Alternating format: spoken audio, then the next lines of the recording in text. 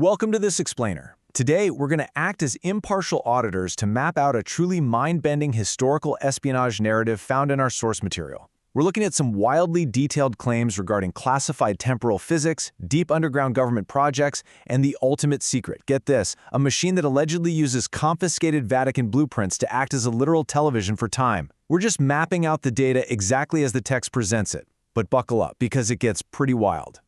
Okay, let's dive right into things with a question that perfectly sets the tone for today's forensic audit. The source material asks, how does a machine built at Norton Air Force Base in 1988 end up crashing in Edo period Japan in 1803? Often associated with the famous Utsurobune incident. Or how about in Aurora, Texas back in 1897? Now, the text is very clear that this isn't some story about magical portals. According to the documents, it's the inescapable empirical mathematics of advanced astrophysics playing out in shocking reality. To understand the answer, the text grounds us in the hardcore quantum physics of a closed, time-like curve.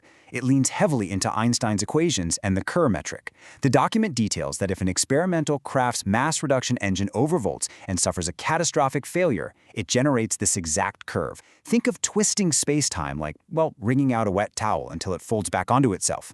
The superdense rotation twists the local physics so severely that the craft actually slips outside of linear time, and it's violently ejected backwards into the historical record. So what does this actually mean? The core argument of the source relies on this absolute rule, gravitational time dilation. In astrophysics, space and time are just a single, interwoven fabric. Gravity is simply the physical warping of that fabric by mass and energy. Meaning, if you can mathematically bend gravity, you automatically bend time.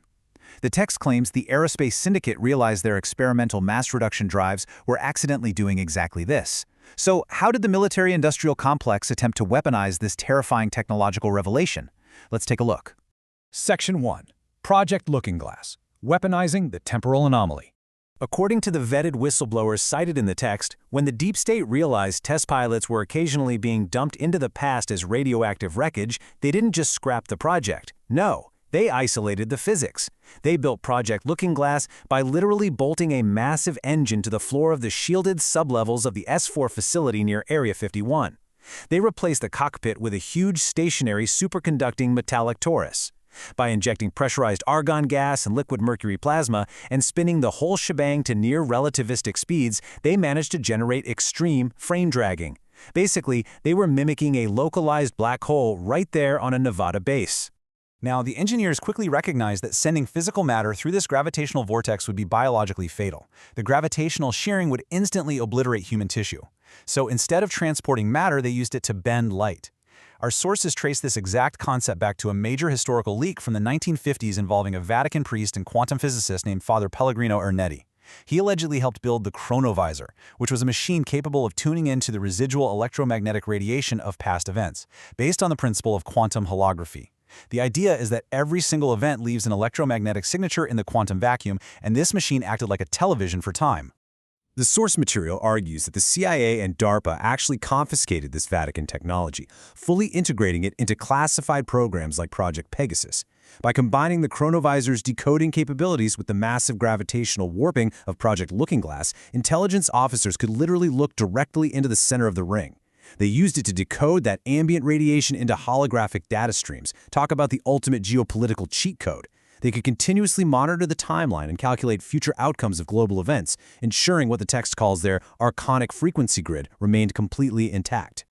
All right, moving right along to Section 2, the temporal sensor grid, hearing the void. But here's a big question. How do they manage the wreckage of past aerospace mistakes? If an experimental craft slips through a closed time-like curve and crashes in the 19th century, how on earth does a modern military locate it? Well, the text claims the deep state actively monitors the Earth using a massive dual-purpose surveillance infrastructure. The military obviously cannot track a ship once it slips outside of forward-moving time, but they can track the entry and exit wounds. They aren't looking for metal. They are specifically tracking the physics of the void.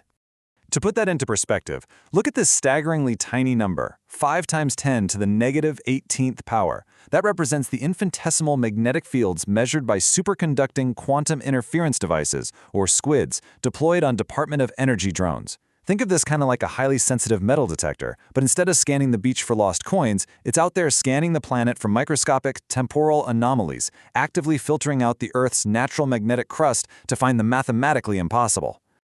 The source states these cryogenically cooled magnetometers are specifically hunting for radioactive temporal wreckage. They're looking for the concentrated magnetic distortion of buried barium titanate capacitors, or, say, the impossible isotopic decay of plutonium-239 completely hidden within 19th century soil strata. When they actually get a hit, extraction teams disguise themselves as commercial miners or archaeologists to engage in literally the most mind-bending operation imaginable, digging up their own future hardware out of the past. It's archaeology for the future, for real.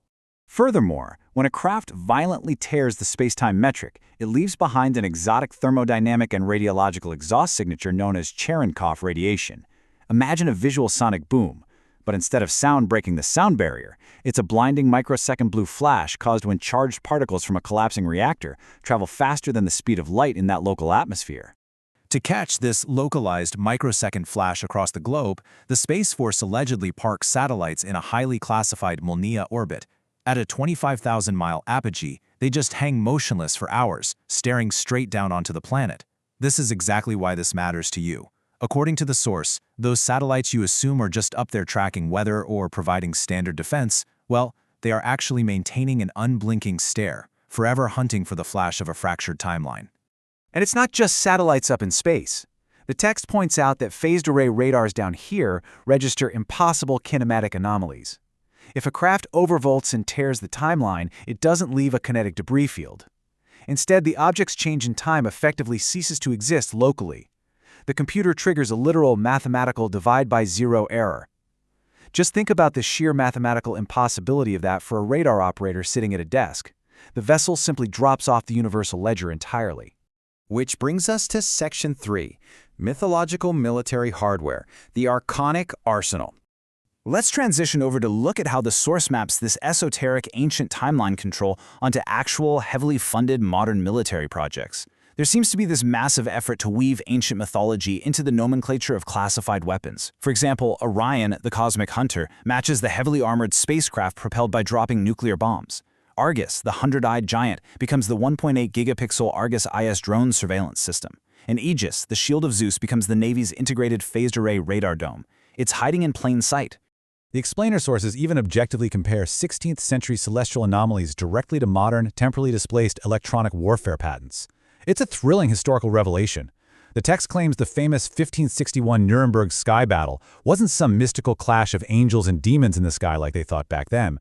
Rather, it was a catastrophic overlap in temporal electronic warfare, specifically autonomous drone swarms executing Navy-patented Project Nemesis radar spoofing and plasma stealth thermal blooms bleeding straight through time. Mind-blowing, right? Finally, we reach Section 4, the climax, the 2012 Convergence Anomaly. So, what happens when this massive temporal surveillance infrastructure finally hits a mathematical wall? This timeline visually represents the terrifying breakdown whistleblowers described. Project Looking Glass functioned perfectly for decades, displaying all these branching alternate futures. But as operators pushed the machine to look beyond the year 2012, thousands of alternate future timelines began to rapidly compress into a single, completely unavoidable bottleneck event. You see, the physics adhered strictly to the Novikov Self-Consistency Principle. Unlike those Hollywood movie paradoxes where you accidentally erase yourself, this principle dictates the timeline will forcefully correct itself to avoid a paradox.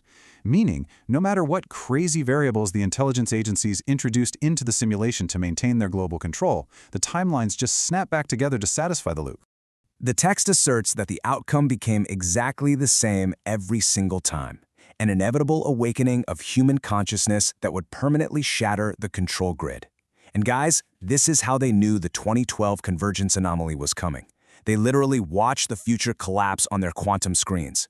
The Looking Glass computer calculated its own obsolescence. The system registered blank blank, going totally blind at the precipice, mathematically predicting the deep state's own absolute defeat. In response to this massive mathematical defeat, the source claims the controllers of this grid have been in an escalating state of absolute panic. They shut down the Project Looking Glass hardware entirely. And since then, they have been furiously accelerating societal chaos. We're talking pandemics, global wars, infinite money printing, and severe algorithmic censorship. If you've ever wondered why the world feels so aggressively chaotic right now, well, the text argues this is their Archonic panic response, a desperate, mathematically futile attempt to break the convergence and maintain their prison. So, I'll leave you with this final, truly provocative thought directly out of our source material. As their predictive models collapse against the wall of the Novikov principle, are we just staring into the void of a holographic universe that is finally righting itself? The text suggests that the ultimate weapon against this temporal architecture isn't a machine at all, but a fully awakened human consciousness. Thanks for joining me on this explainer, and definitely keep questioning the timeline.